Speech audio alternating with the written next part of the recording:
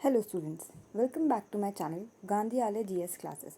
जैसे कि मैंने आप सबको कहा था कि हम 15 मार्च से हमारी रैपिड रिवीजन सीरीज़ स्टार्ट कर देंगे और इसमें हम हमारे सारे सब्जेक्ट्स को कवर करेंगे, सिलेबस को कवर करेंगे टॉपिक वाइज विथ जो हमारा प्रिलिमिनरी का सिलेबस है उसके अकॉर्डिंग। 5 जून को हमारा यूपीएससी का प्रिलिमिनरी एग्ज़ामिनेशन है और अकॉर्डिंग टू आज का, अगर हम आज की डेट के हिसाब से देखें तो हमारे पास टोटल 80 डेज़ है।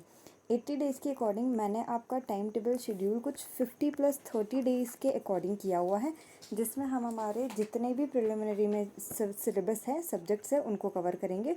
ये 50+30 सीरीज़ में आपको अगर जैसे देखना है कि क्या क्या टाइम टेबल है, कब कब क्या सब्जेक्ट कैसे पढ़ना चाहिए, तो वो मैंने लास्ट वीडियोस में देखा है। आप अगर इस चैनल पे देखेंगे तो आपको उसको प्लेलिस्ट में आपको वीडियोस में दिख जाएगा। तो यहाँ हम स्टार्ट करते हैं। पहले मैं आपको इस चीज़ से एक दो तीन चीज़ें आपको क्लियर कर देना चाहती हूँ। ये जो हमारी रैपिड सीरीज़ है, रैपिड रिवीजन सीरीज़ जो है, इसमें आपका यूपीएससी का तो कंप्लीट हो रहा है सिलेबस। यूपीएससी सीएससी जो आपका जून में आने वाला है 2022, ये सब्जेक्ट तो कवर हो रहा है। इसके साथ ही साथ जो आप एमपीपीएससी में देखेंगे, एमपीपीएससी आप देखेंगे, एमपीपीएससी 2022 जो जुलाई में होने वाला है, डेट अभी कंफर्म नहीं है, वो जो होने वाला है उनके भी कुछ यूनिट्स आपके कवर किए जाएंगे यहाँ पे, मतलब हो जाएंगे कवर। आपको उसके लिए अलग से कहीं पढ़ने की ज़रूरत नहीं है। अगर आपको एमपीपीएससी का भी पढ़ना है, रिवीजन करना है, तो आप उन सब का इससे एक बार में रिवीजन कर सकते हैं। यूपीएससी और एमपीपीएससी दोनों का आप एक साथ रिवीजन करते हैं। साथ ही साथ आपके अदर गवर्नमेंट एग्ज़ाम्स जो हैं उसमें जो आपका जीएस आता है वो भी यहाँ पे साथ ही साथ में कवर हो जाएगा। आप अगर यहाँ पे वीडियोस देखेंगे तो आपका वो भी कवर हो जाएगा। आपको ज़्यादा कुछ करने की ज़रूरत नहीं है, बस ये वीडियो देखिएगा, फिर आपके पास जो भी सोर्स है आप उसको रिवाइज़ कर लीजिएगा। ठीक है, बस हम आपको यही बताना चाहते थे कि ये वीडियोस आपको कहाँ कहाँ प्रॉफिट दे सकती है। अब हम आ जाते हैं सिलेबस में, हमारे प्रीलिम्स के सिलेबस में आ जाते हैं। यूपीएससी में जैसे आपको पता है कि ये हिस्ट्री हम सब्जेक्ट यहाँ पे पहला स्टार्ट करेंगे।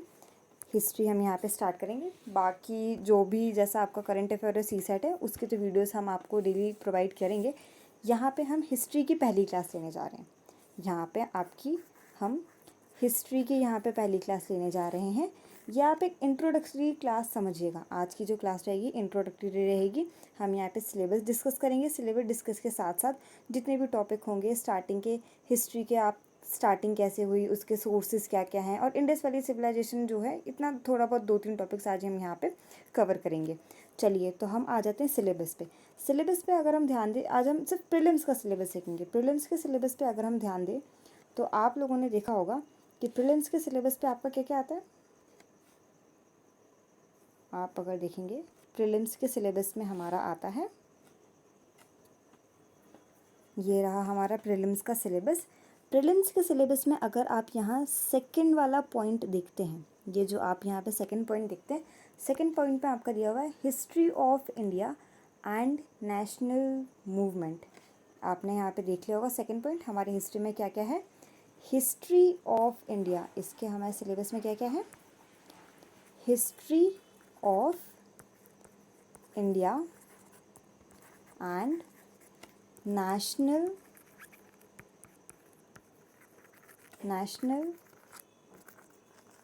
मूवमेंट। ठीक है, ये हमारा हो गया यूपीएससी का प्री का सिलेबस। अब इसी में अगर आपको याद हो, अगर आपने एमपीपीएससी का सिलेबस देखा हो, तो एमपीपीएससी के सिलेबस का यूनिट 2 में भी आपका यही पार्ट है। यूनिट 2 जो है आपका एमपीपीएससी के सिलेबस का, एमपीपीएससी के सिलेबस में भी यूनिट 2 में आपका history of India and national movement है।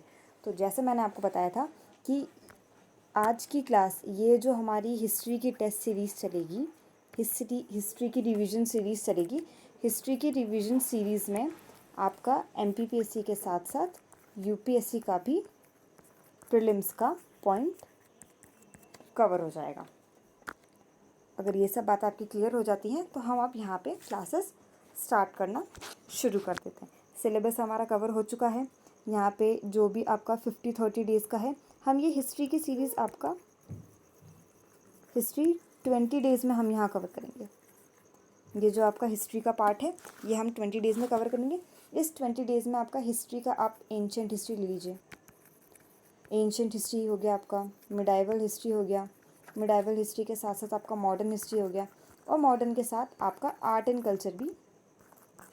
कल्चर भी यहीं पे इंक्लूड हो जाएगा। तो हम इसको यहाँ पे स्टार्ट करते हैं। हिस्ट्री का हम डेफिनेशन वगैरह ये सब नहीं जाएंगे कि क्या हिस्ट्री क्या होता है, हिस्ट्री क्या ओरिजिनेट होता है, what do you mean by history, इसका पूरा मीनिंग क्या है, वो सब हम नहीं देखेंगे।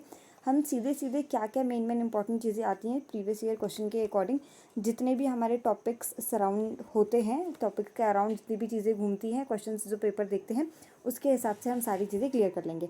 आपका होता है हिस्ट्री आपका स्टार्टिंग में जब स्टार्ट हुआ था, सबसे पहले जब देखा गया था, तो हिस्ट्री को 3 पार्ट में डिवाइड किया गया था। 3 पार्ट में क्या क्या आ जाता है आपका, एक आ जाता है प्री हिस्ट्री, दूसरा आपका आता है proto history, then third one is history. अब इनमें क्या क्या डिफरेंस है, आपका प्री हिस्ट्री हो गया, आपका प्रोटो हिस्ट्री हो गया, इनमें आपका क्या क्या डिफरेंस है ये हम देखेंगे। आपका प्री हिस्ट्री जो है आपकी वो अनरिटन है। प्री हिस्ट्री क्या है आपकी, प्री हिस्ट्री अनरिटन है। इसके आपको एविडेंसेस नहीं मिलते हैं कि ये रियल में है कि नहीं हुआ था, आपका सिर्फ एजम्पशन लगाई जाती है कि हाँ इस टाइम पे भी कोई चीज़ें हुआ करती थी या हो सकती थी, कभी रही होंगी। ये आपका अनरिटन है, तो आप इसको कन्फर्मली प्रूफ नहीं कर सकते। बट प्रोटो हिस्ट्री में क्या होता है, प्रोटो हिस्ट्री में चीज़ें रिटन तो हैं लेकिन अनडिसिफर्ड है। रिटन है पर अनडिसिफर्ड है। अनडिसिफर्ड है मतलब आपको एविडेंसेस तो मिले हैं कि वहाँ पे चीज़ें हैं, आप अजम्प्ट भी कर सकते हो कि हाँ चीज़ें हुआ करती थी, आपको वहाँ के स्क्रिप्ट्स भी मिले, पर आप उसको पढ़ नहीं पाए हैं अभी। अब इसका अगर हम एग्जांपल देते हैं, इंडस वैली सिविलाइजेशन में आपको सारी चीज़ें मिली हैं, आर्कियोलॉजिकल एविडेंसेस मिले हैं आपको, और भी बहुत सी चीज़ें मिली हैं जिसके हिसाब से आपने बताया है कि हाँ इस टाइम पे कोई सिविलाइजेशन हुआ करती थी। हिस्ट्री का कुछ पार्ट तो रहा होगा, बट वहाँ पे जो हमें स्क्रिप्ट मिली है वो हमारी अनडिसिफर्ड है। उसको हम आज तक प्रेजेंट डे में भी हम इसको पढ़ नहीं पाए हैं। और हिस्ट्री क्या होता है, ये जो थर्ड पार्ट है हमारा हिस्ट्री का, ये हमारा रिटन है मतलब इसके सोर्सेज हैं हमारे पास, आर्कियोलॉजिकल सोर्सेज भी हैं, लिटरेरी सोर्सेज भी हैं, मॉन्यूमेंट्स भी हैं, बहुत सी चीज़ें ऐसी हैं जिसके अकॉर्डिंग हम पता कर सकते हैं कि हाँ इस टाइम पे हमारी हिस्ट्री हुआ करती थी, हमारा कुछ पास्ट हुआ करता था, कोई लोग वहाँ पे रहा करते थे। तो हिस्ट्री का हमारा जो आपका बताया जाता है ये हमारा प्री हिस्ट्री, प्रोटो हिस्ट्री, और आपका आ गया हिस्ट्री। क्या क्या चीज़ें हमारी यहाँ पे होती हैं। अब ये तो हमने देख लिया होता है, ठीक है। अब हम आते हैं हिस्ट्री पे। हिस्ट्री का आपका जहाँ हमने देखा रिटन, अब रिटन में भी हमारे पास क्या क्या सोर्सेज हैं, हम हिस्ट्री के आप यहाँ पे देखते हैं सोर्सेज में आपके पास ऐसी कौन कौन से सोर्सेज है जिसका आप पता कर सकते हैं कि प्रीवियस टाइम पे, पास्ट में जो भी हमारे लोग रहते थे, जितने भी रहते थे, किस तरीके से रहते थे, क्या खाते थे, क्या वेशभूषा रखते थे, उनका रहन सहन कैसा था, वो सब हम लोग सोर्सेज से पता करते हैं। अब वो सोर्सेज हमें कैसे मिलते हैं, कहाँ मिलते हैं, चलिए आइए देखते हैं। सोर्सेज में हमारा आता है 2 सोर्सेज आते हैं। सोर्सेज में हमारे क्या क्या आते हैं, सोर्सेज आपके 2 टाइप्स के होते हैं। अब ये 2 टाइप्स में क्या क्या होते हैं, एक आपका होता है लिटरेरी सोर्स, एक आपका आता है लिटरेरी सोर्स, और एक आपका होता है नॉन लिटरेरी सोर्स। एक आपका होता है लिटरेरी सोर्स और एक आपका होता है non literary source. Literary source में आपका क्या क्या आ जाएंगे, लिटरेरी सोर्स में भी आप इसको 2 टाइप में 2 में डिवाइड करेंगे। लिटरेरी सोर्स में आपका एक रिलीजियस सोर्सेस आ जाएंगे, एक आपका रिलीजियस सोर्स हो जाएगा, और दूसरा आपका हो जाएगा सेक्युलर सोर्स। दूसरा आपका क्या हो जाएगा, दूसरा आपका हो जाएगा सेक्युलर सोर्स। दूसरा आपका हो गया सेक्युलर सोर्स। चलिए अब हम आपका यहाँ पे देखते हैं कि सेक्युलर और रिलीजियस सोर्सेस में क्या होता है। रिलीजियस सोर्सेस की अगर हम बात करते हैं तो रिलीजियस सोर्सेस में हमारे पास आते हैं वेदास, उपनिषद्स,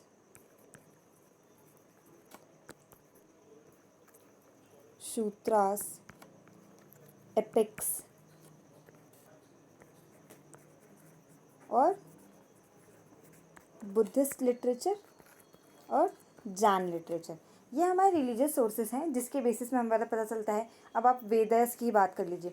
वेदास हमारे 4 टाइप के होते हैं और 4 टाइप के वेदास में हमारे उसमें रहन सहन किस टाइप का हुआ करता था, क्या क्या उस टाइम पे वर्शिप की जाती थी, क्या क्या खाया जाता था, किस तरीके से लोग रहते थे, उनकी पॉलिटिकल सिस्टम क्या था, उनका सोशोलॉजिकल सिस्टम क्या था, इकोनॉमिकल सिस्टम क्या था, ये सब हमें वेदास से सारे जो भी हमारे 4 वेदा हैं उनसे हमको पता चलता है।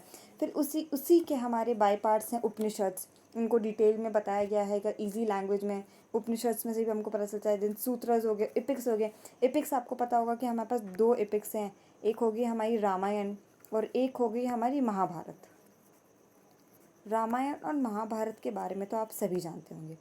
रामायण और महाभारत में आप सबको पता है कि किस तरीके से पूरा डिटेल में स्टडी है, बिल्कुल मतलब इनके लिए बुक्स भी हैं आपके पास, आप उनको रीड कर सकते हैं। अब तो बहुत सारे सीरियल्स हैं, मूवीज़ हैं, बहुत सी ऐसी चीज़ें हैं जिसमें आपको रामायण और महाभारत के बारे में पता चलता है और उस टाइम पे लोग कैसे रहते थे, कैसे नहीं रहते थे, वो आपको सारी चीज़ें इन वहाँ पे पता चल जाती है। फिर अगर हम आ जाते हैं बुद्धिस्ट और जैन लिटरेचर पे, बुद्धिस्ट और जैन लिटरेचर के बारे में भी हमको पता है। तो यहाँ पे हमारे हो गए रिलीजियस सोर्सेज। रिलीजियस सोर्सेज से किस तरीके से हमें हमारी हिस्ट्री के बारे में पता चलता है, ये हमने एक बार आपको ब्रीफ में बता दिया। अब अगर हम आ जाते हैं सेक्युलर सोर्सेज, सेक्युलर सोर्सेज में क्या है अब देखते हैं हम। सेक्युलर सोर्सेज में आपके आ जाते हैं धर्मशास्त्र। बहुत से धर्मशास्त्र ऐसे हैं जो हमारे बहुत से वेद वो ने लिखे हुए हैं, पंडितों ने लिखे हुए हैं बहुत से धर्मशास्त्र। उसमें हमें पता चलता है कि हमारी प्रीवियस जो लाइफ थी, पास्ट हिस्ट्री थी, वो कैसी थी। अब अगर हम देखें आपकी कौटिल्य की अर्थशास्त्र आप देख लीजिए, कौटिल्य की आप अर्थशास्त्र देख लीजिए, अर्थशास्त्र आप देख लीजिए। कौटिल्य की अर्थशास्त्र में आपको सारी बताई गई है मॉडर्न टाइम पे किस किस तरीके से चंद्रगुप्त मौर्य उसमें रहते थे, उनकी क्या चीज़ें थी, और भी आगे पीछे सारा उनका बताया गया है। और अगर हम देखें तो पाणिनि की अष्टाध्यायी देख लीजिए आप, पाणिनि की अष्टाध्यायी देख लीजिए, इसमें भी आपका बहुत अच्छे तरीके से सारी वहाँ का रहन सहन, खाना पीना, इकोनॉमिक कंडीशन, आपकी पॉलिटिकल कंडीशन, आपकी एग्रीकल्चरल कंडीशन, आपकी सोशोलॉजिकल कंडीशन, आपकी रिलीजियस कंडीशन, सारी चीज़ें बताई गई। फिर आप आ जाइए कालिदास। कालिदास की भी बहुत सी ऐसी बुक्स हैं जो आपको पूरी की पूरी चीज़ों के बारे में बताती हैं। कालिदास की आपकी हो जाती है मेघदूत हो गई आपकी, कालिदास की अभिज्ञान शकुंतलम होगी, ऋतु संहारम होगी, ये सारी आपके गुप्ता के लाइफ पीरियड, गुप्ता का जो कल्चर है वहाँ का, सब उनके वैल्यूज़ के बारे में आपको इन्फॉर्मेशन देती है। अब कलहन की आपकी राज तरंगिनी हो गई, राज तरंगिनी बुक हो गई आपकी कलहन की। ये आपके कश्मीर के लिटरेचर के बारे में बताती है, कश्मीर में किस टाइप से सोशल लाइफ रहा करती थी। इसी टाइप से आपका बहुत से ऐसी लिटरेचर्स हैं जो आपको, सोशल लिटरेचर हो गया, सेकुलर लिटरेचर हो गया, रिलीजियस लिटरेचर हो गया, जिससे आपको आपकी हिस्ट्री के बारे में पता चलता है। अब हम आ जाते हैं नॉन लिटरेरी सोर्स में। नॉन लिटरेरी सोर्स में हम आ जाते हैं। नॉन लिटरेरी सोर्सेज में आपका क्या क्या आता है। नॉन लिटरेरी सोर्सेज में आपके आ जाते हैं इंस्क्रिप्शंस, इंस्क्रिप्शंस आ जाते हैं, कॉइन्स आ जाते हैं, आर्कियोलॉजिकल सर्वेस आ जाते हैं, जियोलॉजिकल सर्वेस आ जाते हैं। और इन्हीं में नॉन लिटरेरी सोर्सेस में ही आपका आ जाते हैं foreign travellers, account of foreign travellers. Foreign travellers भी आपका नॉन लिटरेरी सोर्सेस में आता है। तो इनके हेल्प से आपका इंस्क्रिप्शंस हो गए, कॉइन्स हो गए, आर्कियोलॉजिकल सर्वेस हो गए, ये आपको बहुत बड़ा, मतलब लिटरेरी सोर्स जो है वो तो आप बाद में समझते हैं कि चलिए बाद में आपने डेसिफर्ड किया उनको, बाद में आपने पढ़ा लिखा, लेकिन सबसे पहले जो हमें हिस्ट्री के बारे में पता चलता है वो हमारे इंस्क्रिप्शंस, कॉइन्स, आर्कियोलॉजिकल सर्वेस, इन सब से ही पता चलता है। IVC में जो आपका पता चलता है इंडस वैली सिविलाइजेशन या हड़प्पन सिविलाइजेशन हो गया आपका, वहाँ पे जितनी भी साइट्स हैं वो सब सबसे पहले आर्कियोलॉजिकल सर्वेस के थ्रू पता चली हैं। फिर वहाँ के इंस्क्रिप्शंस आपको मिले हैं, कॉइन्स मिले हैं, किस किस तरीके के वहाँ के सारी आपका जो ब्रिक्स हुआ, टाउन प्लानिंग हो गई, ये सब आपका नॉन लिटरेरी सोर्स में आता है। तो मैं कह सकती हूँ कि अगर आप लिटरेरी और नॉन लिटरेरी सोर्स में कंपेयर करें तो नॉन लिटरेरी सोर्स हमें बहुत ज़्यादा हेल्पफुल है। नॉन लिटरेरी सोर्स हमें बहुत ज़्यादा हेल्पफुल है हमारी हिस्ट्री जानने के लिए। बट ये बात भी है, नॉन लिटरेरी सोर्स हमारा हेल्पफुल तो है, बट लिटरेरी सोर्स जो है, लिटरेरी सोर्स के वजह से ही हम 100% श्योर हो सकते हैं कि हाँ ये चीज़ कंफर्म है, यही चीज़ें हुआ करती थी। नॉन लिटरेरी सोर्स जो होते हैं उनसे तो हम अपने अजम्पशंस लगाते हैं कि हाँ इस टाइप से उस टाइम पे लोग जीते थे या फिर उनकी सारी चीज़ें चला करती थी। चलिए, ये तो हमारे हो गए सोर्सेज। हमने हिस्ट्री देख लिया, किस किस टाइप की हिस्ट्री होती है, और हमारे सोर्सेज देख लिए कि हमने कैसे कैसे सारे सोर्सेज के थ्रू सब कंटिन्यू किया है। अब हम आगे बढ़ते हैं।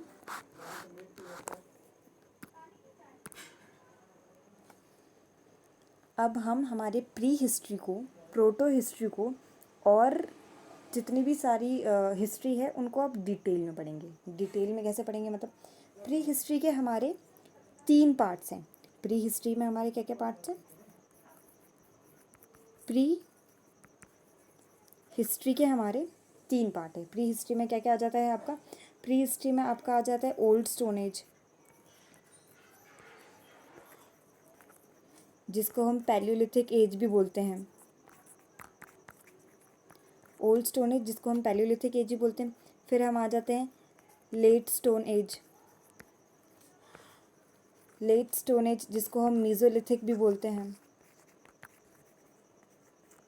फिर हम आ जाते हैं न्यू स्टोन एज पे, न्यू स्टोन एज जिसको हम नियोलिथिक भी बोलते हैं। इन तीनों लिथिक में, इन तीनों को हम पढ़ेंगे आगे क्या क्या होता है, कैसे क्या होता है। ओल्ड स्टोन एज आपका जो होता है, पैलियोलिथिक जो होता है आपका 5 लाख BCE से लेके 10,000 BC तक चलता है। आपका ओल्ड स्टोन एज जो है, ये आपका जो ओल्ड स्टोन एज है, ये आपका 5 लाख BC से लेके 10,000 BCE तक चलता है। फिर अगर हम मीज़ोलिथिक एज की बात करें, मीज़ोलिथिक एज आपका 10,000 BCE से लेके 6,000 BCE तक चलता है। फिर नियोलिथिक हमारा 6,000 BCE से लेके 1000 BCE तक चलता है। इसमें हमें इतना ज़्यादा डिटेल में पढ़ने की ज़रूरत नहीं है, बस हमें ये याद रखना है कि हाँ स्टोनेज, क्योंकि यूपीएससी अब इसके टॉपिक से उतने क्वेश्चंस नहीं पूछती है। हमें बस एक थोड़ा सा जनरल नॉलेज होना चाहिए कि हाँ इस टाइप की कुछ चीज़ें होती हैं कि अगर उस सराउंडिंग में हमसे कुछ क्वेश्चन पूछ लिया जाए तो हमें थोड़ा पता चले, हाँ ठीक है ये आपका बेसिक हो जाता है। हिस्ट्री के आप बेसिक स्टार्ट करते हो तो आगे की चीज़ें आपको बहुत ही अच्छे से क्लियरली समझ आती हैं। ये हमारे सारे तीनों एजेस हो गए। अब यहाँ पे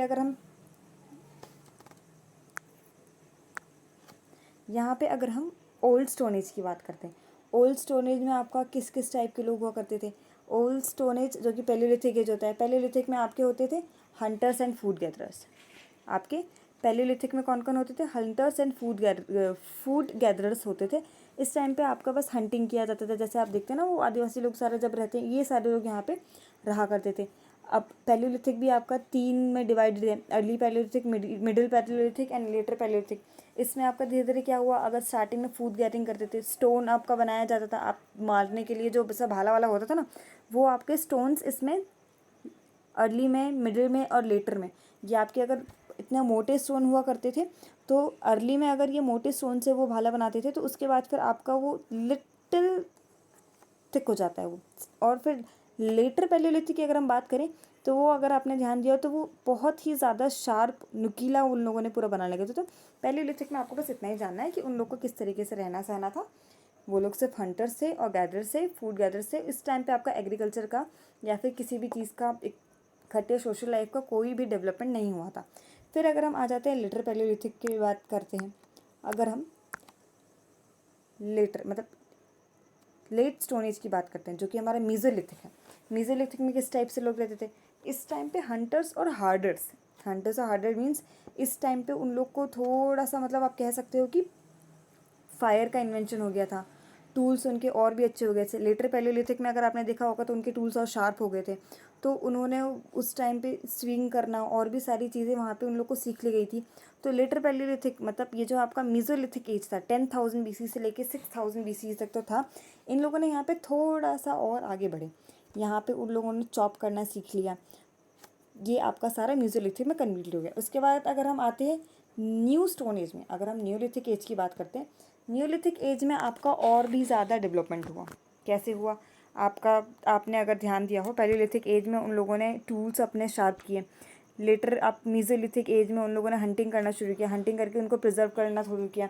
फिर अगर हम न्यू स्टोन एज न्यूलिथिक की बात करें, न्यूलिथिक में उन्होंने फूड प्रोड्यूसिंग शुरू कर दी। अब ये कैसे हुआ? फूड प्रोड्यूसिंग शुरू कर दी, एनिमल का डोमेस्टिकेशन शुरू कर दिया। न्यूलिथिक एज में इन लोगों ने फूड प्रोडक्शन शुरू कर दिया, एनिमल्स का डोमेस्टिकेशन हो गया, इन्वेंशन ऑफ पोल्ट्री होगी। अब वहाँ पे देखिए फूड प्रोडक्शन शुरू हुआ, तो फूड प्रोडक्शन के बाद वहाँ पे उन लोग को किसी चीज़ में, बर्तन में, उनको वेसल्स में उनको सेव भी रखना होगा फूड को बाहर के एनिमल से और बाकी सारे लोगों से। तो उस टाइम पे उनका क्या हुआ? पॉटरी का इन्वेंशन स्टार्ट हो गया। फिर वहाँ अब जब इन लोगों को फूड प्रोड्यूसिंग आने लगा, फूड प्रोडक्शन इन लोगों ने करने लगे, तो अब ये लोग एक जगह रुकने लगे। आप देख सकते हैं डिफरेंस कैसे पैलियोलिथिक से लेके, मतलब आपका प्री हिस्ट्री जो आपका पैलियोलिथिक एज था, पैलियोलिथिक से लेके न्यू में, पैलियोलिथिक में ये लोग हंटर्स और गैदरर्स थे, ये जगह जगह घूम के सारा अपना किया करते थे। बट न्यूलिथिक एज की अगर हम बात करें, इनको फूड प्रोड्यूस करना आ गया है, इनको पॉटरी बनाना आ गया है, अपना खाना रखना आ गया है, एक जगह कंजर्व करके एनिमल्स का डोमेस्टिकेशन करने लगे हैं। तो इसके बाद ये लोग एक जगह पे ठहरने लगे। तो ठहरने लगे तो यहाँ पे आपको सेल्फ सफिशिएंट विलेज और कम्युनिटीज़ का पूरा यहाँ पे स्टार्ट होगा। इस तरीके से हमारा पैलियोलिथिक, मीजोलिथिक और नियोलिथिक एज कंप्लीट होता है। और यहाँ पे धीरे धीरे वो लोग एक, आप कह सकते हैं, स्टार्टअप हो जाते हैं लोगों का एक साथ रहना। तो ये हमारा यहाँ पे इन 3 स्टेजेस पे यहाँ पे कंप्लीट हो जाता है। अब हम बात करते हैं इन तीनों के बाद हमारा आता है चैल्कोलिथिक एज। अब हमारा आता है चैल्कोलिथिक एज। चैल्कोलिथिक एज में क्या होता है? चैल्कोलिथिक एज जो आपका है, चैल्कोलिथिक एज आपका 3000 BCE से लेके 500 BCE तक का होता है। ये आपका 3000 BCE से लेके 500 BCE तक का होता है। और इस टाइम पे इन लोगों को आपका कॉपर मिल चुका होता है। इस टाइम पे आपको इनको क्या मिल चुका होता है? कॉपर का इंट्रोडक्शन इनका यहाँ पे हो जाता है, कॉपर इनको यहाँ मिल जाता है। तो इसलिए इस एज को हम कॉपर एज भी बोलते हैं। इस टाइम पे अब जैसे आप देख सकते हैं, सबको आपका इन लोगों ने फूड एक जगह कंजर्व करना रखना भी सीख लिया है, एनिमल का डोमेस्टिकेशन करना सीख लिया है। अब ये लोग एक कम्युनिटी ग्रुप में रहना सीख लिया है इन लोगों ने। तो इसी वजह से अब क्या हो गया, एक जगह रहने लगे तो अब और भी जगह चीज़ें, इन लोग का फायर का इन्वेंशन हो गया है। तो ऐसा करते करते इन लोग के पास अब एक मेटल आ चुका है, वो है कॉपर। अब कॉपर के वजह से यहाँ पे क्या हो जाता है कि अब यहाँ पे आपका कॉपर में आपका स्टार्ट हो जाता है हड़प्पन सिविलाइजेशन। हड़प्पन सिविलाइजेशन हमारा कैसे हो जाता है स्टार्ट? अब आप देखेंगे कि कॉपर का इन्वेंशन इनको मिल चुका है। कॉपर के इन्वेंशन के बाद इनका अब यहाँ पे हड़प्पन सिविलाइजेशन धीरे धीरे आपका स्टार्ट हो जाएगा। तो वो कैसे स्टार्ट होगा, कहाँ स्टार्ट होगा, हम आगे इसको, यहाँ पे आपका हड़प्पन सिविलाइजेशन चैल्कोलिथिक एज के बाद स्टार्ट हो जाता है। अब स्टूडेंट्स, मैं आपको यहाँ पे 2-3 चार्ट्स दिखाऊंगी आपको यहाँ पे।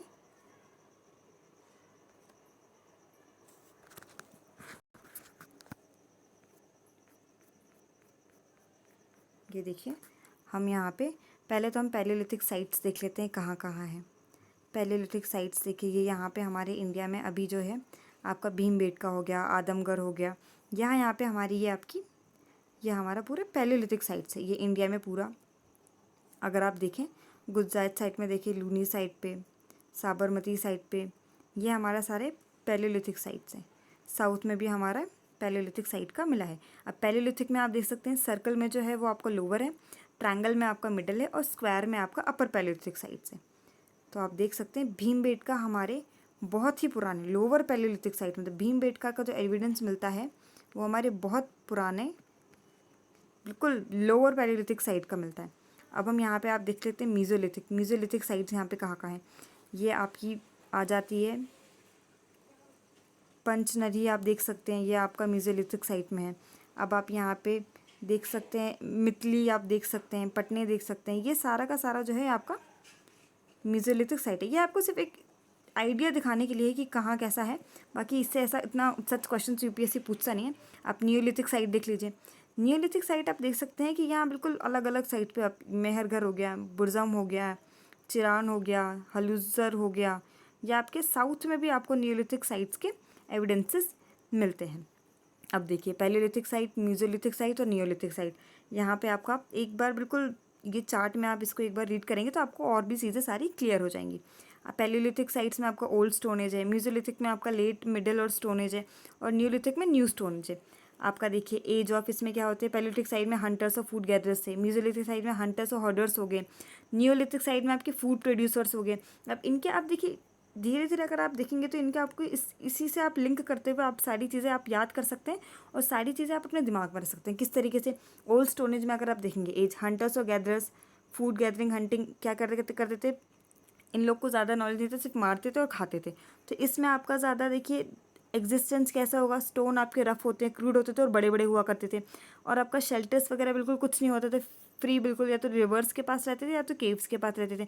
आर्ट एंड कल्चर में आप देखेंगे तो आर्ट एंड कल्चर यहाँ पे वॉल्स में आप अगर भीमबेटका में ध्यान दे तो स्क्वायर बिल्कुल हंटिंग के आपको वहाँ पे पूरे एविडेंसेस मिलेंगे। नॉलेज वहाँ पे एग्रीकल्चर का नॉलेज बिल्कुल नहीं था, डोमेस्टिकेशन का नॉलेज बिल्कुल नहीं था। लैंग्वेज का डेवलपमेंट अगर देखें तो आपका ओल्ड स्टोन एज टाइम पे लैंग्वेज का डेवलपमेंट बिल्कुल नहीं होगा था। वहीं अगर आप मिडिल स्टोन एज की बात करते हैं जो मेसोलिथिक में आता है, इसमें आप देखिए थोड़ी सी चीज़ें बदल चुकी हैं। यहाँ पर आपका प्री एग्रीकल्चर टाइम स्टार्ट हो चुका है, थोड़ी चीज़ें ये लोग फ्रूट्स खाना स्टार्ट कर देते हैं, इनको पता चलता है हाँ ट्रीज से आपका फ्रूट्स वगैरह मिलता है, तो यहाँ पे ये लोग हंटिंग के साथ साथ फ्रूट्स के जो प्रोडक्शंस निकल रहे हैं वो भी यहाँ पे खाना शुरू कर देते हैं। यहाँ पे आप देखिए स्टोन के साइजेस चेंज हो गए हैं, स्टोन का आपका थोड़ा सा बिल्कुल अच्छे तरीके से डेवलप्ड हो चुके हैं। अब आप शेल्टर देखिए तो ये लोग एक जगह रहना, थोड़ा टेम्प्रेरी वहाँ पे रहना शुरू कर देते हैं। पहले तो सिर्फ जहाँ पे एनिमल्स होते थे हंटिंग करने के लिए, जहाँ जहाँ एनिमल्स जाया करते थे ये वहाँ जाते थे, पर जैसे इनको पता चला कि हम फ्रूट्स भी खा सकते हैं, ट्रीज से भी कुछ चीज़ें ले सकते हैं, तो जब तक वहाँ का इन्वायरमेंट, वहाँ का एग्रीकल्चर उनको वो फूड प्रोवाइड करता था, वहाँ पे उनका लिटिल टेम्प्रेरी सेटलमेंट उनका यहाँ पे स्टार्ट हो चुका है। फिर हम आर्ट एंड क्राफ्ट की बात करें, आर्ट एंड क्राफ्ट में आपका बहुत सी पेंटिंग्स आप स्किल्ड देखेंगे जो यहाँ पे आपको मिलेंगी। नॉलेज की बात करें तो एग्रीकल्चर का नॉलेज यहाँ पे बिल्कुल बिल्कुल इनिशिएट, मतलब अभी इनको पता नहीं है किस तरीके से एग्रीकल्चर करते हैं, बट हाँ इनको इस टाइम पे पता चल गया है कि हम फूड दूसरी जगह से भी खा सकते हैं। लैंग्वेज डेवलपमेंट अगर आप देखें तो वो यहाँ पे बिल्कुल भी उतना नहीं हुआ था। फिर नियोलिथिक की अगर हम बात करते हैं, नियोलिथिक का अगर आप यहाँ पे चार्ट देखेंगे तो नियोलिथिक में आपका एज ऑफ अगर आप देखेंगे तो फूड प्रोड्यूसर हो चुके हैं, एग्रीकल्चर स्टार्ट हो चुका है, लाइफ स्टॉक के लोग रखना शुरू कर दिए हैं, तो यहाँ आपका पूरा शेल्टर इन्होंने एक जगह रहना शुरू कर दिया है। आर्ट एंड क्राफ्ट में आप देखें पोट्री पे भी बहुत सारी चीज़ें हो गई हैं, बिल्ड टॉम्ब और शेल्टर्स वगैरह रखना शुरू कर दिए हैं, तो ऐसे यहाँ पे ये स्टार्ट हो जाता है। अब आपका आ जाता है चैल्कोलिथिक। चैल्कोलिथिक साइट में अगर आप देखें, चैल्कोलिथिक साइट हमने आपको बता दिया। चैल्कोलिथिक एज जो है, चैल्कोलिथिक एज आपका हरप्पन एज भी बोल सकते हैं आप, जैसे हमारा बाकी सारी चीज़ें 3 में डिवाइडेड है, वैसे ही हमारा जो हरप्पन सिविलाइजेशन है ये आपका 3 पार्ट में डिवाइड है। 3 पार्ट में डिवाइड कैसा है, ये एक आपका है अर्ली हरप्पा, एक है आपका अर्ली हरप्पा। अर्ली हरप्पा आपका 3200 BCE से स्टार्ट हो जाता है, जो कि चैल्कोलिथिक के जस्ट बाद, अब चैल्कोलिथिक के साथ ही स्टार्ट हो जाता है अर्ली हरप्पा। उसके बाद आपका आ जाता है मैच्योर हरप्पा, मैच्योर हरप्पा के बाद आपका आ जाता है लेट हरप्पा। अब आप देखिए चैल्कोलिथिक एज के साथ साथ मैंने आपको इसलिए बताया, इसमें अब आपका सेटलमेंट, आपको अगर नियोलिथिक का याद हो तो नियोलिथिक के टाइम पे इन लोगों ने सेटलमेंट स्टार्ट कर लिए थे। सेटलमेंट स्टार्ट कर लिए थे मतलब आपका ये लोग रहना शुरू कर दिए थे, इन्होंने टाउन प्लानिंग वगैरह यहाँ पे धीरे धीरे स्टार्ट कर दी थी। अर्ली हरप्पन पीरियड में कैसा क्या होता है वो अब हम आगे देखते हैं। अब हम हरप्पन का स्टार्ट कर देते हैं। हरप्पन सिविलाइजेशन, जैसे कि आप सबको पता है हरप्पन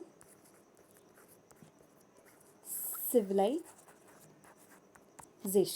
हरप्पन सिविलाइजेशन की अगर हम बात करते हैं तो ये 2600 BCE से लेके, ये आपका 2600 BCE से लेके 1900 BCE तक चला। इसी में आपका early Harappa, mature Harappa, late Harappa, late Harappa को आप जैसे कि डिक्लाइन हरप्पन भी बोल सकते हैं, कि उस टाइम पे इनका डिक्लाइन होना शुरू हो चुका था, बिल्कुल जो स्टार्ट होता है तो ख़त्म भी होना होता है। तो ये आपका हड़प्पन फेज़ अगर हम स्टार्ट करें, अगर आप देखें कि ये हड़प्पा की सिविलाइजेशन कैसे हुई, हमें कैसे पता चला कि क्या है क्या नहीं है, बैक स्टोरी पे अगर जाते हैं, जब हमारे इंडिया में ब्रिटिशर्स, ये बस थोड़ा सा अभी मॉडर्न हम जाने रहे, बट एक स्टोरी के बेसिस पे मैं आपको बताना चाह रही हूँ। जब हमारे इंडिया में ब्रिटिशर्स रेलवे का स्टार्टअप करने वाले थे, रेलवे का लाने वाले, तो रेलवे की लाइन बिछाने के लिए क्या खुदाई वुदाई वहाँ पे शुरू हुई। जब उन लोगों ने खुदाई वुदाई वहाँ पे की तो उनको ब्रिक्स मिले, 1 ब्रिक मिला, 2 ब्रिक मिला। अब उन्होंने बहुत सारा जब देखा, सर्वे किया, कनिंगम जी ने वहाँ पे पूरा किया, तो उनको देखा अरे ये 1 2 4 ब्रिक नहीं है, यहाँ तो पूरी की पूरी टाउन प्लानिंग है। 18 सेंचुरी के टाइम पे जब उन्होंने ये सब किया, तो पर वो बात वहाँ पे वहीं दबा दी गई। क्यों दबा दी गई कि अब अगर पता चल जाएगा इंडिया को, अगर पता चल जाएगा 18 सेंचुरी के टाइम पे अगर उनको पता चल जाता कि हमारा जो सिविलाइजेशन है वो ब्रिटिशर्स के सिविलाइजेशन से भी पुराना है, मतलब हम तो इनसे ज़्यादा सिविलाइज हैं, इनसे ज़्यादा चीज़ें जानते हैं, टेक्नोलॉजी जानते हैं, वो अगर इंडिया को पता चल जाता तो ऑब्वियसली बात है वो बिल्कुल उनको रूल वूल नहीं करने देते। उनको पता चल जाता ना भाई हमारी सिविलाइजेशन ज़्यादा अच्छी है, हमारा पूर्वज ज़्यादा पुराने हैं तुमसे, तो वो बिल्कुल नहीं करने देते। तो उस टाइम पे 18 सेंचुरी के टाइम पे जब ये सब चला, उनको वहाँ पे पूरी सर्वे के टाइम पे, खुदाई वुदाई के टाइम पे सारी ब्रिक्स वगैरह मिली, तो वहाँ पे वो चीज़ें वहीं पे दबा दी गई। पर आपका अगर आप देखिए 19 सेंचुरी के टाइम पे दयाराम साहनी, जो अगर आपको याद हो हड़प्पा का जो फर्स्ट जिन्होंने खोज किया था, तो वो थे आपके दयाराम साहनी। दयाराम साहनी ने जब पहला हड़प्पन वहाँ पे देखा, हड़प्पा आपको कहाँ क्यों कहा जाता है, वो पे इंडस वैली सिविलाइजेशन के पास आपकी पहली वहाँ पे साइट देखी थी। इंडस वैली सिविलाइजेशन के पास आपका वहाँ पे साइट देखा गया जिसका नाम था हड़प्पा। फर्स्ट सिटी जो हमें मिली थी वो हड़प्पा सिटी मिली थी, इसलिए हम उसको हड़प्पा सिविलाइजेशन बोला करते हैं।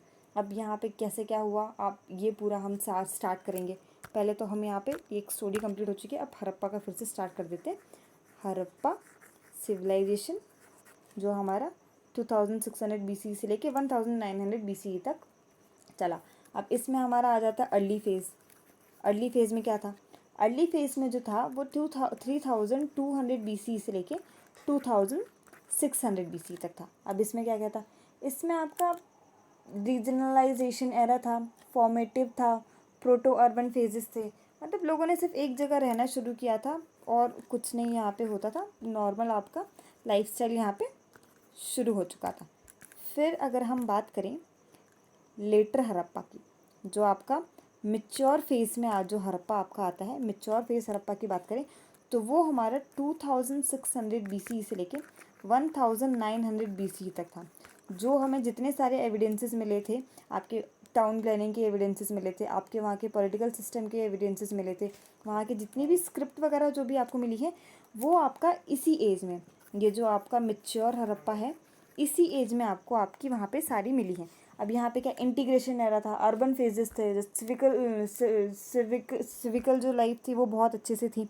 फिर लेटर इस हड़प्पा की अगर हम बात करते हैं, लेटर हड़प्पा आपका 1900 BC से लेके 1300 BC तक आपका चलता है, 1300 BC तक आपका चलता है। तो फर्स्ट और सेकंड हड़प्पा जो आपका अर्ली और जो आपका लेट हड़प्पा है, इनका तो हम ज़्यादा हिस्ट्री में बात नहीं करते, हम बेसिकली मिच्योर हड़प्पा के बारे में ज़्यादा बात करते हैं।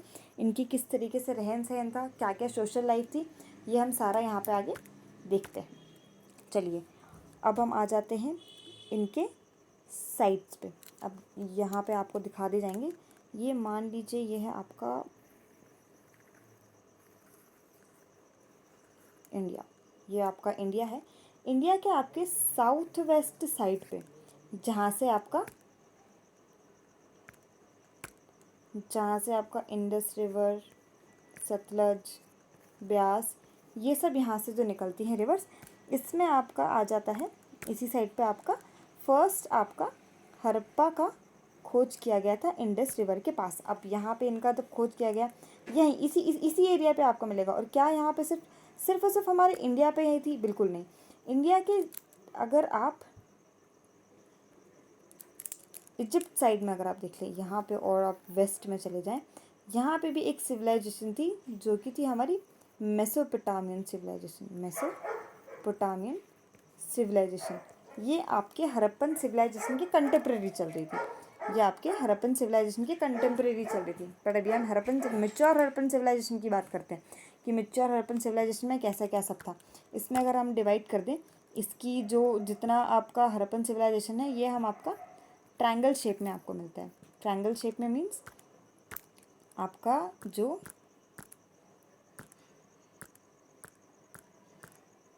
आप यहाँ पे अगर ध्यान दें तो ये आप यहाँ से स्टार्ट होता है, इंडिया के यहाँ से स्टार्ट होते तक ये आपका अफ़गानिस्तान तक, ये आपका एरिया जो कवर करता है हड़प्पन सिविलाइजेशन का, ये आपका ट्रायंगल शेप में कवर करता है। तो ये आपका ट्रायंगल शेप में कवर करता है। अब हम देखेंगे कि इनका नॉर्थ साउथ वेस्ट में कौन कौन सा सिटी था। अगर हम जम्मू एंड कश्मीर की बात करें तो यहाँ पे आपका था मांडा, नॉर्थ में था हमारा मांडा, जो कि अभी जम्मू कश्मीर में आता है। फिर हम ईस्ट की बात करते हैं तो ईस्ट में हमारे पास था आलमगीरपुर। आलमगीरपुर ये हमारे यूपी में रिसाइड करता था। फिर हम साउथ की अगर बात करें तो साउथ में हमारा जो इसका सिटी था वो था मालवन, जो हमारे साउथ गुजरात में था, जो हमारे साउथ गुजरात में था। और जो ईस्ट सिटी की हम बात करते हैं, ईस्ट में आपका आता है सूतका गेंडोर। सूतका गेंडोर ये हमारे बलूचिस्तान में रिसाइड करता था उस टाइम पे, बलूचिस्तान में रिसाइड करता था। ये हमारी 4 सिटीज़ हैं जो नॉर्थ साउथ ईस्ट वेस्ट में उस टाइम पे रहा करती थी सारे सिटीज़ के साथ साथ। अब हम देखते हैं हड़प्पन सिविलाइजेशन में क्या क्या था। मेन चीज़ें देखते हैं कि ऐसी कौन कौन सी चीज़ें हैं, जनरल फीचर्स हम देखते हैं मैच्योर हड़प्पा के कि क्या क्या हमें मिले। अब इसमें हम सबसे पहले बात करेंगे टाउन प्लानिंग की। इसमें हम सबसे पहले बात करेंगे टाउन प्लानिंग की। टाउन प्लानिंग की अगर हम बात करते हैं तो शायद अभी तक कोई सिविलाइजेशन ऐसी होगी जिसकी टाउन प्लानिंग हड़प्पन सिविलाइजेशन की तरह होगी। हड़प्पन सिविलाइजेशन में आप कहा जाता है कि इस टाइम पे टाउन प्लानिंग 2 टाइप की होती थी। किस तरीके से, ये देखिए मैं आपको यहाँ पे एक ड्राइंग में बताती हूँ। ये आपका इस टाइप से कुछ लोग रहा करते थे। ये आपका लोअर सिटाइडल हुआ करता था और ये आपका अपर सिटाइडल हुआ करता था। ये 2 टाइप में यहाँ पे लोग रहा करते थे। और इनकी जो ब्रिक सिस्टम थी, मतलब ये जो पूरा घर बनाया करते थे, वो आपका कुछ इस टाइप से बनता था। ये आपका पूरा ये सारा घर, सारी की सारी जो भी गलियां रहती थी वो राइट एंगल में आपका एक दूसरे को कट किया करती थी। मतलब उनकी टाउन प्लानिंग आप अभी भी सुनते होंगे कि इस तरीके की टाउन प्लानिंग अभी तक कहीं नहीं मिली है। ये आपका इस तरीके से घर होते थे। और यहाँ पे आपके सारे, ये अगर आप इस साइड में देख लें तो ये यहाँ पे इनके ये घर हुआ करते थे, ये इस साइड घर हुआ करते थे। ये इस टाइप की आपकी टाउन प्लानिंग हुआ करती थी। ये इस तरीके से पूरी मतलब टाउन प्लानिंग चलती थी, मतलब बहुत ही ज़्यादा वेल सिविलाइज्ड। और ये जो आपकी रोड्स हैं, ये जो सारी आपकी ये जो रोड्स दिख रही हैं, ये एक दूसरे को 90 डिग्री एंगल पे कट किया करती थी। मतलब अगर कोई इस गेट से आना चाहता था तो वो यहाँ पे आके मीट कर देता, और यहाँ से आता था और यहाँ पे मीट कर देता। और ये लोग किस तरीके से, ये तो आपका अपर सीन हो गया, ये रहते थे इस टाइप से। ये आपका लोअर हो गया और ये हो गया अपर। तो इनकी टाउन प्लानिंग इतनी ज़्यादा अच्छी पाई जाती है। और ये लोग किस टाइप की ब्रिक्स यूज़ करते थे, इस टाइम पे आपके बर्न्ट ब्रिक्स यूज़ हुआ करते थे। सोचिए बर्न्ट ब्रिक्स, मतलब वो सिविलाइजेशन उस टाइम पे भी बर्न्ट ब्रिक्स जानती थी किस टाइप से होते थे। और उनके ब्रिक्स का साइज़ सेम हुआ करता था, सेम साइज़, एक भी ऊपर नहीं एक भी नीचे, सेम साइज़ हुआ करता था। और उनका ड्रेनेज सिस्टम, आज भी जो हमारे प्रॉब्लम होती थी, ड्रेनेज सिस्टम उनका बहुत अच्छा था। उस टाइम पे भी इन लोग का ड्रेनेज सिस्टम बहुत अच्छा हुआ करता था। नदी नाला जिसको बोलते हैं ना, नदी नाला का सिस्टम वहाँ पे बहुत बहुत ज़्यादा, टाउन प्लानिंग मतलब उनकी बहुत ज़्यादा थी। आज भी अगर उसी बेसिस पे आप अपना पूरा सोसाइटी या कॉलोनी बनाएं तो बहुत अच्छे से चले, इतनी अच्छी टाउन प्लानिंग उस टाइम की हुआ करती थी। अब हम टाउन प्लानिंग के बाद बात करते हैं उनकी सोसाइटी की। सोसाइटी किस टाइप की थी वहाँ पे। सोसाइटी अगर हम बात करें तो सोसाइटी वहाँ की अर्बन थी, शहरीय लोग थे, बहुत अच्छे से रूल्ड थे, मर्चेंट थे, रिच लेबर्स, मतलब लेबर्स भी जो थे वहाँ पे वो पुअर नहीं थे, सारे के सारे बहुत अच्छे से काम करते थे। अगर हम वहाँ पे सिस्टम बात करें तो वहाँ पे ऐसा सच कुछ कॉइन्स या फिर रुपीस नहीं चलते थे, वहाँ पे आपके बार्टर सिस्टम चला करता था उस टाइम पे। एज सच वहाँ पे इंट्रोड्यूस नहीं, अगर हम सील चलते थे वहाँ पे, सील, बार्टर सिस्टम के साथ सील चलते थे, सील मिले हैं आपको वहाँ पे। तो ये जो सोसाइटी है, अर्बन सोसाइटी वहाँ पे थी। इससे ज़्यादा आपको उसका कुछ करने की ज़रूरत नहीं है क्योंकि क्वेश्चन यहाँ पे तो पूछ नहीं जाते हैं। बस आप सोसाइटी, टाउन प्लानिंग का बट आप एक बार ध्यान रखिएगा, टाउन प्लानिंग वहाँ पे कैसी थी, किस तरीके से थी। तो ये आपका सोसाइटी हो गया, अर्बन सोसाइटी थी, ध्यान रखिएगा। वहाँ पे रूलर्स, वहाँ पे मर्चेंट वगैरह काम किया करते थे, सब अपने कुछ ऐसा मिडिल क्लास के लोग हुआ करते थे, बट ज़्यादा बिल्कुल पुअर भी नहीं हुआ करते थे, normal middle class rich people. Society urban थी, दैट्स इट। वहाँ पे ऐसे रूरल गाँव वाँव कुछ ऐसा सीन नहीं हुआ करता था। फिर अगर हम नेक्स्ट बात करें एग्रीकल्चर और एनिमल, नेक्स्ट अगर हम मेच्योर्ड हरप्पन सिविलाइजेशन के नेक्स्ट फेज़ की अगर हम बात करें तो वो था हमारा एग्रीकल्चरल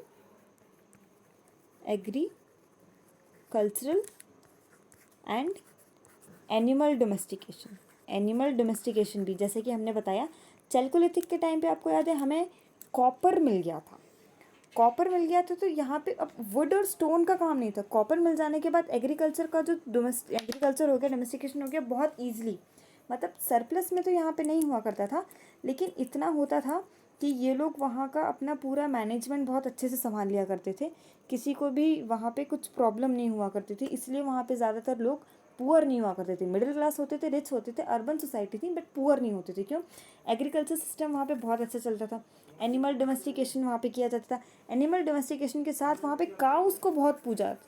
काऊ क्यों? काऊ से उनको बहुत प्रॉफिट था, काऊ में आपको मिल्क मिलता था, मिल्क के साथ साथ बहुत सारी चीज़ें ऐसी थी जो मिला करती थी। अब यहाँ पे आपका वीट, राइस, ये सब बहुत चला करता था। वीट आपका मेहरगढ़ के साइड पे चला करता था और राइस आपका लोथल के साइड में चला करता था। तो यहाँ पे एग्रीकल्चर सिस्टम भी बहुत अच्छा था, सरप्लस में नहीं था, बट इतना था कि वहाँ के लोगों को बहुत अच्छे से अपना पूरी चला लिया करते थे, जितना भी सोशल गैदरिंग और सारी चीज़ें होती थी बहुत अच्छे से कर लिया करते थे। अब हम नेक्स्ट में अगर आ जाते तो इंडस्ट्रीज़ एंड क्राफ्ट। इस टाइम पे इंडस्ट्रीज़ कैसे थी, जैसे कि हमें सील मिले हैं, आपका वहाँ पे ट्रेड वगैरह भी बहुत अच्छे से हुआ करता था, ट्रेड भी पाया गया है। तो इंडस्ट्रीज़ और स्टील्स की अगर हम बात करें, इंडस्ट्रीज़ एंड क्राफ्ट की अगर हम बात करते हैं, क्राफ्ट में आपने देखा होगा कि वहाँ पे एक फ़ोटो में एनसीईआरटीज़ में आपने देखा होगा एक बियर्ड मैन रहता है, एक शॉल ओढ़े, ये आपका रहा वो बियर्ड मैन, ये आपका बियर्ड मैन है। इस टाइप से कुछ उसकी बियर्ड है, स्ट्रेट में, हॉरिजॉन्टल में, और उसके शॉल पे एम्ब्रॉयडरी है, डिज़ाइन। आप देख सकते हैं कि उस टाइम पे आर्ट एंड क्राफ्ट इंडस्ट्रीज़ वगैरह कैसी से कुछ इसी टाइप से आपका एनसीईआरटी में आप देखेंगे। ये आपके बियर्ड मैन के नाम से आपको ये पिक्चर मिल जाएगी, जो आपके क्राफ्ट और इंडस्ट्रीज़ का वहाँ पे शो करता है कि किस टाइप से हुआ करती थी। स्टोन के स्कल्पचर्स बहुत ही प्यारे तरीके से वहाँ पे बनाए जाते थे, स्टोन के स्कल्पचर्स हो गए। एक ब्रोंज लेडी की एक पॉटरी भी, मतलब ब्रोंज लेडी की आपका एक स्टैच्यू भी मिल जाएगा, ब्रोंज लेडी का आपको स्टैच्यू भी मिल जाएगा, जो कि टेराकोटा वर्क से डिज़ाइन किया गया था। किस चीज़ से वर्क किया गया था? वो टेराकोटा वर्क से उसको डिज़ाइन किया गया था। मतलब ये सारी चीज़ें आप देखेंगे वहाँ पे लोग ज्वेलरीज़ वगैरह, गोल्ड और सिल्वर की ज्वेलरीज़ वगैरह पहनना पसंद किया करते थे। आप देखेंगे इस बियर्ड मैन के गले में भी आपको ज्वेलरीज़ दिखेंगी, ईयर में, मतलब उस टाइम पे मेन और वुमेन दोनों ही ज्वेलरीज़ पहनना पसंद किया करते थे। और जिस टाइप से वहाँ पे आपको उस लेडी का स्कल्पचर मिलेगा टेराकोटा से आपको ये भी कंफर्म हो जाता है कि उस टाइम पे मेट्रोलॉजिकल, मतलब अलॉय वगैरह जो बनते हैं, केमिकल चीज़ें भी उनको बहुत अच्छे से वहाँ पे उस टाइम पे आती थी। अब नेक्स्ट हम बात करते हैं यहाँ पे पॉटरी की। नेक्स्ट अगर हम बात करते हैं पॉटरी ऑब्वियसली बात है, वहाँ पे एग्रीकल्चर अच्छा है तो पॉटरी सिस्टम वहाँ पे कंज्यूम किया जाता होगा फूड कैसे, तो वहाँ पे स्टोरेज के लिए पॉटरीज जो बनाई जाती थी प्राइमरीली वो होती थी red black pottery. Red black pottery.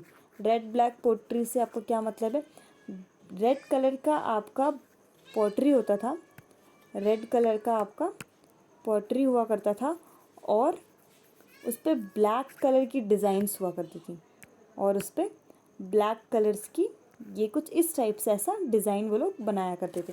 तो इस टाइप से आपकी वहाँ पे रेड ब्लैक पोट्री चलती थी। इसमें आपका ग्रेन हो गया, वाटर हो गया, ये सारी चीज़ें वो इसमें फिल करके अच्छे से रखा करते थे। और इन्हीं के ऐसे ब्लैक ब्लैक में आपको कुछ लीव्स का डिज़ाइन बना दिया करते थे, कुछ फ्लावर्स का डिज़ाइन बना दिया करते थे। आपको बस ये याद रखना है कि पॉटरी उस टाइम पर रेड ब्लैक पॉटरी हुआ करती थी जो कि वो यूज़ किया करते थे स्टोरेज वगैरह के लिए। आपका उसका शेप बिल्कुल कुछ इसी टाइप से ऐसा बिल्कुल लंबा सा शेप हुआ करता था और यहाँ पे इस टाइप से वो डिज़ाइन किया करते थे, लीव्स हो गए, सारी चीज़ें आपका बनाया करते थे। अब नेक्स्ट अगर हम आ जाते हैं स्क्रिप्ट, उनकी स्क्रिप्ट कैसी थी। जैसे मैंने आपको बताया कि ये जो है आपका अभी तक इंडस वैली सिविलाइजेशन की जो स्क्रिप्ट है वो अनडिसिफर्ड है। अनडिसिफर्ड है मतलब अभी तक उसको पढ़ा नहीं गया है। हमारे पास स्क्रिप्ट्स तो हैं और पढ़ा नहीं गया। पढ़ा क्यों नहीं गया है? क्यों? क्योंकि उनकी जो स्क्रिप्ट है वो पिक्टोग्राफिक है। उनकी जो स्क्रिप्ट है वो पिक्टोग्राफिक है। इसमें आपको अगर आपने एनसीईआरटी देखा होगा, अगर आपने एनसीईआरटी देखा हो तो पिक्टोग्राफिक मतलब पिक्टोग्राफिक, इसमें आपको एनिमल्स की पिक्स मिल जाएंगे, आपको बर्ड्स मिल जाएंगे। तो मतलब अभी तक उसको पढ़ा नहीं गया कि किस तरीके से उसको पढ़ा जा सकता है। पिक्टोग्राफी के साथ साथ ये लोग उनको लोगोसेलिक से लिखते थे। Logosyllabic means each symbol stood for, एक कोड वर्ड हुआ करता था उनका। जैसे पिक्टोग्राफी की बेसिस पर उनका कोड वर्ड हुआ करता था और उनका लिखने का तरीका अलग हुआ करता था। लिखने का तरीका आज अगर हम देखें तो लेफ़्ट टू राइट हम लिखते हैं, हमेशा लेफ़्ट टू राइट, लेफ़्ट से स्टार्ट करेंगे और राइट में ख़त्म करेंगे। सारे पेजेस हमारे इसी तरीके से लिखे जाते हैं। बट उस टाइम पर वो लिखते थे, राइट से लिखना स्टार्ट करते थे, राइट टू लेफ़्ट लिखते थे और ऐसा कंटिन्यू करके then left to right, right to left, left to right, कुछ इस तरीके से वो लोग अपनी स्क्रिप्ट को लिखा करते थे। और इसी स्क्रिप्ट को हम बोलते थे बेस्ट्रोफेडन। इसको हम क्या बोलते थे? बॉयस्ट्रोफेडन। ये आपका आता है बॉयस्ट्रोफेडन, ये आपके बॉयस्ट्रोफेडन स्क्रिप्ट में आता था। लेफ़्ट से वो स्टार्ट करते थे, राइट पे आते थे, राइट से आके फिर left, left to right, left to right, इस टाइप से करके वो लिखा करते थे। ये भी एक तरीका है, ये भी एक वजह कह सकते हैं आप, तरीका नहीं, ये भी एक वजह कह सकते हैं जिस वजह से उनकी स्क्रिप्ट अभी तक अनडेसिफर्ड है। एक तो पिक्टोग्राफिक है वो, और दूसरा आपको बॉयस्ट्रोफेडन है, left to right, right to left वहाँ पे उनका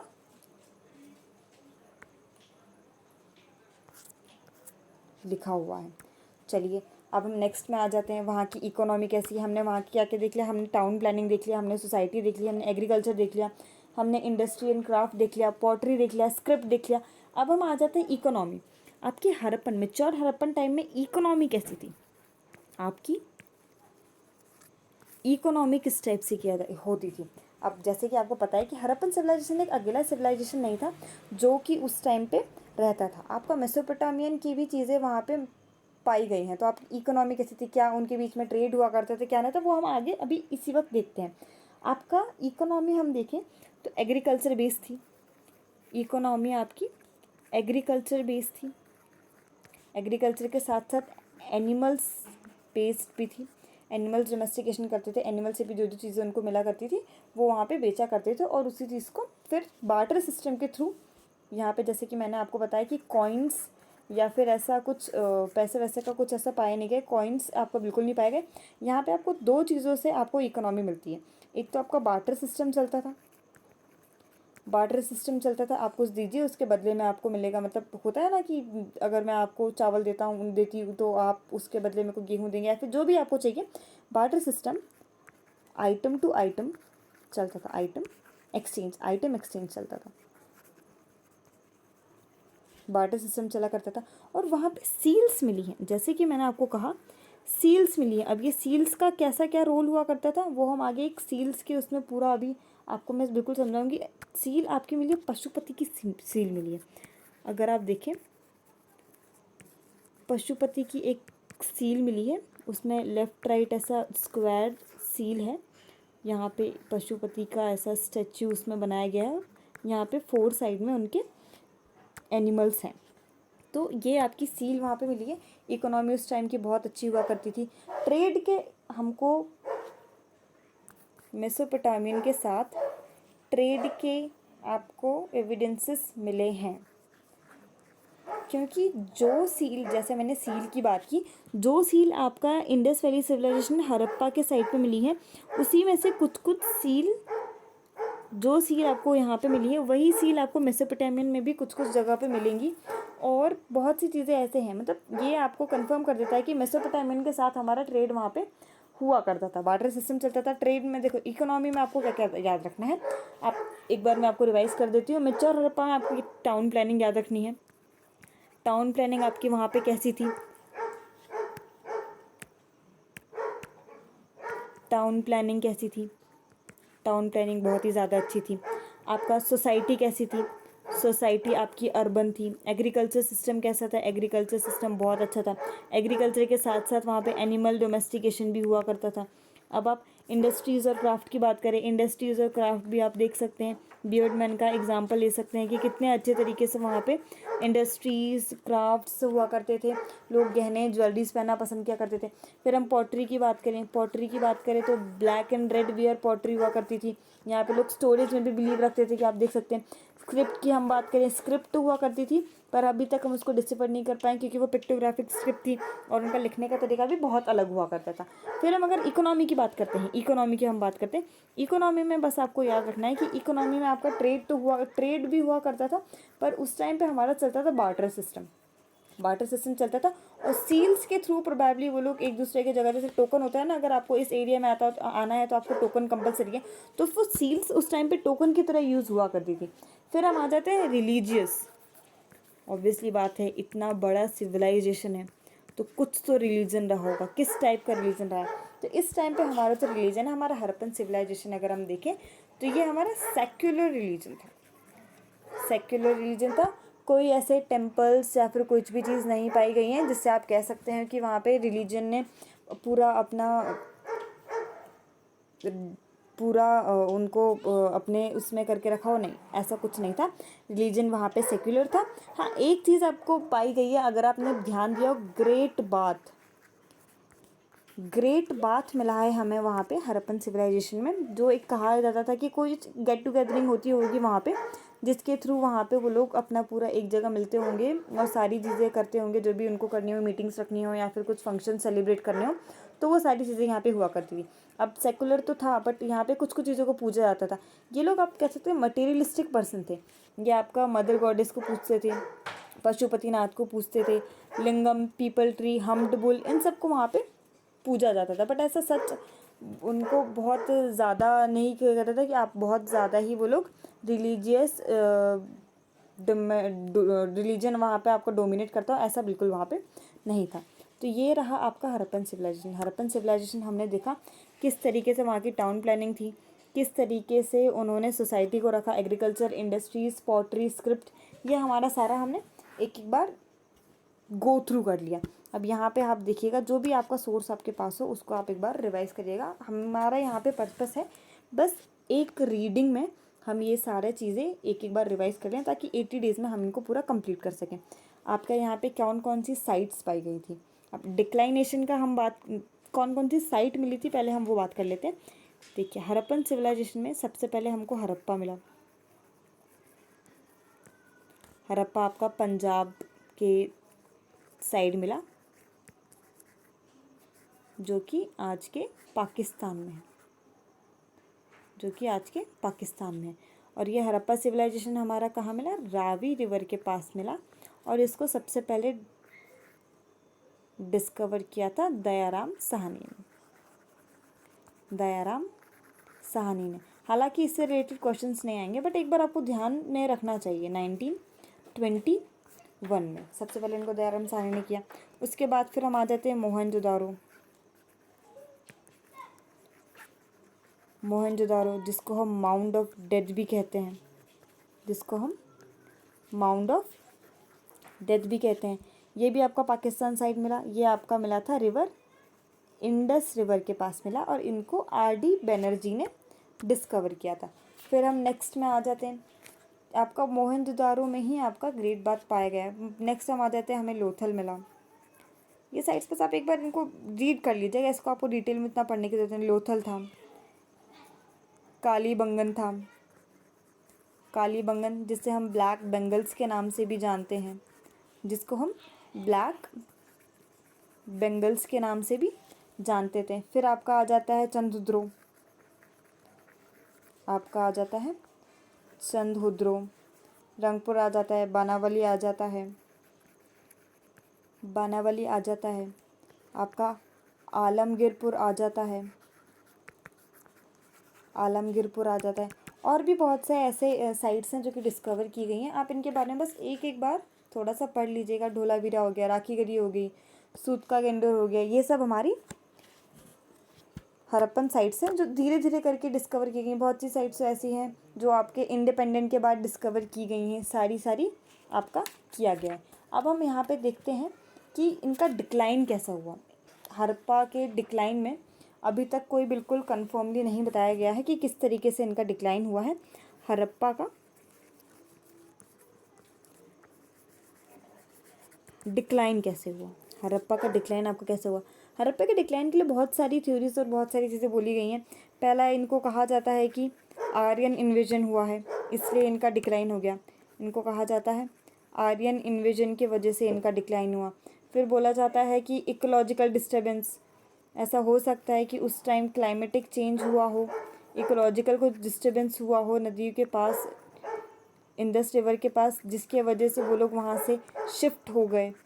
फिर आपका change in river course ecological disturbance में ही आता है। लो रेनफॉल, बहुत से तो बोलते हैं फ्लड की वजह से वो चीज़ें वहाँ से चली गई। अर्थक्वेक की वजह से, नेचुरल कैलेमिटीज़, बहुत सी ऐसी चीज़ें हैं जो बताई जाती हैं। बट हड़प्पा का डिक्लाइनेशन अभी बिल्कुल 100% श्योरली किसी ने भी कहीं पे भी नहीं बताया। तो यही है स्टूडेंट्स, आपका हमने आज हिस्ट्री का सोर्सेज देख लिया किस तरीके से। बिल्कुल इंट्रोडक्टरी क्लास है आपका, कल से बिल्कुल टाइम टू टाइम पे आपका सीरीज़ का पूरा स्टार्ट हो जाएगा। ये अभी तो आपकी क्लास 1 है, ये अभी आपकी क्लास 1 है। हम 20 डेज़ में हिस्ट्री कंप्लीट करेंगे और 80 डेज़ का हमारा जो टारगेट है रैपिड रिवीजन सीरीज़ का, उनको भी कंप्लीट करेंगे। बस स्टूडेंट्स आप ध्यान रखिएगा, आपके पास जो भी सोर्स है आप ये क्लासेस अटेंड करिए। आपके पास जो भी सोर्स है आप बस उनके साथ रिवाइज़ करिए। मल्टीपल सोर्सेज बिल्कुल मत रखिएगा, मल्टीपल सोर्सेज बिल्कुल भी मत रखिएगा। सिर्फ एक सोर्स रखिए, चाहे वो आपके नोट्स हो, आप सेल्फ स्टडीज़ कर रहे हो, या फिर आपके पास किसी भी कोचिंग का मटेरियल हो, या फिर टीचर ने आपको जो प्रोवाइड किया हो, या फिर अगर आपके पास कोई भी एक बुक हो आप वो करिएगा। अगर आपके पास कोई बुक नहीं है, कोई सोर्स नहीं है, तो आप सिर्फ एनसीईआरटी पे स्टिक रहिएगा। एनसीईआरटी अगर आपने पढ़ ली, एनसीईआरटी को पढ़ना और समझना बहुत अलग हो जाता है। आपने 10-15 बार एनसीईआरटी पढ़ लिया पर आपको समझ में नहीं आया तो वो पढ़ना नहीं कहलाता है। एनसीईआरटी को आप एक बार अगर बहुत अच्छे से गो थ्रू करेंगे तो एनसीईआरटी से बाहर कुछ नहीं आता है। प्रीलिम्स के लिए आपको कुछ नहीं चाहिए, आप बस एनसीईआरटी को बहुत अच्छे से समझ लीजिए, उसको 4, 5, 10, 15 बार अच्छे से रीड कर लीजिए, अपने माइंड में बैठा लीजिए। आपका प्रीलिम्स जो है वो एनसीईआरटी के बाहर कहीं से नहीं आएगा, सारी चीज़ें यही आएंगी। रिफ्रेशर बुक्स में भी आपको एनसीईआरटी की अलग लैंग्वेजेस में बताया गया है, दैट्स इट, और कुछ भी नहीं कहा गया। तो स्टूडेंट्स आप बस यहीं पे ध्यान दीजिए, क्लासेस डेली अटेंड कीजिए, कंसिस्टेंसी बनाए रखिएगा, और जो भी हमने टाइम टेबल बताया उसके अकॉर्डिंग चलिए। कंसिस्टेंसी के साथ आपका सारी चीज़ें टॉपिक यहाँ पे कवर करा दी जाएंगी। अब आज हमने जो ये सारा पढ़ लिया, आज हमने इंडस वैली सिविलाइजेशन निपटा लिया है, इंडस वैली सिविलाइजेशन पढ़ लिया है। इसको एक बार मैंने आपका रिवाइज करवा दिया। अब इसको बहुत अच्छे से आप अपने पास जो भी सोर्स है उससे एक और बार बस रीड कर लीजिएगा और प्रीवियस से क्वेश्चन पेपर्स आप यहाँ पे देख लीजिएगा।